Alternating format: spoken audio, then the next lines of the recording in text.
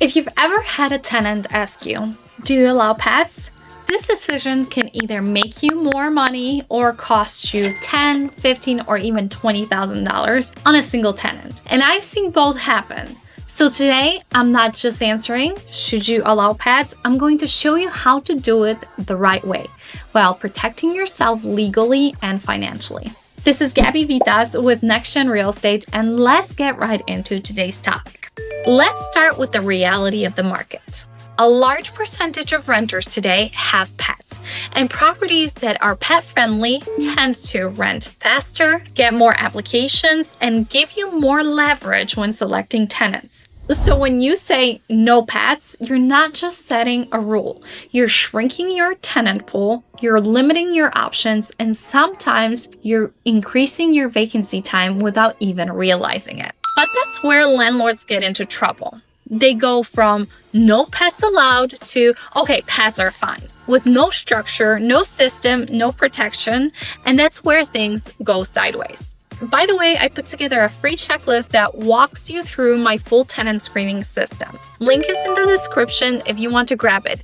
It will help you navigate any issues that might come up before you find your perfect tenant. So check it out. So before we go even further about the pets, we need to clear some things up because this is where a lot of landlords unknowingly create legal risk. There is a big difference between pets, emotional support animals, and service animals, and you cannot treat them the same. A pet is exactly what it sounds like, an animal for companionship. You can set restrictions, charge pet deposits, or pet rent, deny based on your criteria. A service animal is trained to perform a specific task for a person with a disability. These are not pets. You cannot charge pet fees. You cannot deny them based on no pet policy. And then an emotional support animal also falls under fair housing protections. Even though they are not trained like service animals, they are still protected. And again, they are not considered pets under fair housing. So this brings up a very important topic, fair housing and discrimination. You need to be extremely careful here because what feels like a simple decision to you can be interpreted very differently from a legal standpoint. Now, you can verify documentations, but it has to be done correctly. There are right ways to do it and wrong ways that can get you into trouble. If you want a full breakdown on how to verify emotional support animal documentation properly without violating fair housing, let me know in the comments, and I'm happy to do a separate video on that. Alright, so now that we've covered the legal side, let's talk about how to actually allow pets the right way. Step 1. Have a clear pet policy, not just pets allowed. You want to define the number of pets, the type of pets, and your restrictions based on your insurance or HOA, because not all pets carry the same level of risk. And that brings me to an important point. If your property is part of an HOA, you must follow their rules and regulations. No exceptions. Because even if you personally approve a pet, if it violates HOA rules, then that becomes your problem to deal with. Step number 2, follow local guidelines. Make sure pets are registered if required, have proper vaccinations, meet local compliance standards, and this will protect you, your property, and your tenant. Next, what you want to do is screen the tenant. And this is one of the steps that I talk about in my checklist. Most landlords screen the tenant but completely ignore the pet, and that's a mistake. You want to ask questions like the age of the pet, type of breed, any past behavioral issues, vet records if needed, because again, not all pets are equal.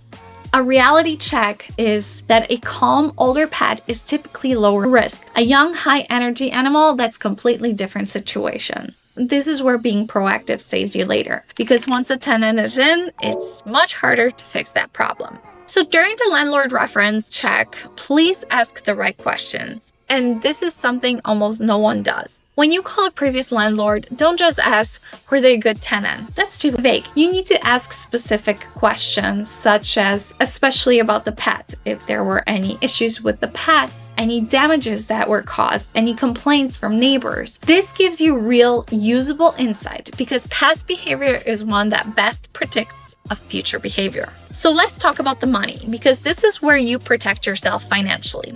I typically charge a non-refundable pet deposit of around $300. This helps offset wear and tear from the beginning, and it sets expectations. You can also structure pet rent or any additional deposit depending on the property. There's flexibility here, but the key is you need something in place, and you need to treat everybody the same way. Now, here's a mistake I see all the time. Landlords rely on standard security deposit to cover pet damages, and that is not enough. Damages from pets can include scratched floors, damaged doors, odor issues, landscaping damages, and it adds up faster than you think. But I also want you to be sensitive to this topic. Pets are family members for many people, and it's important to stay mindful of that. Some of your best tenants will have pets. Responsible pet owners often stay longer, take care of property, and treat the home like their own. So this is not about avoiding pets. It's about managing the risk the right way. Because here's the truth. Allowing pets without a system is risky, but not allowing pets at all can cost you just as much through vacancy and missed opportunities. If any of this ever becomes too much, remember, we're here to help as a full-service property management company serving Chicagoland. Feel free to schedule a call with me using my link. Thanks for watching, and as always, where's your future?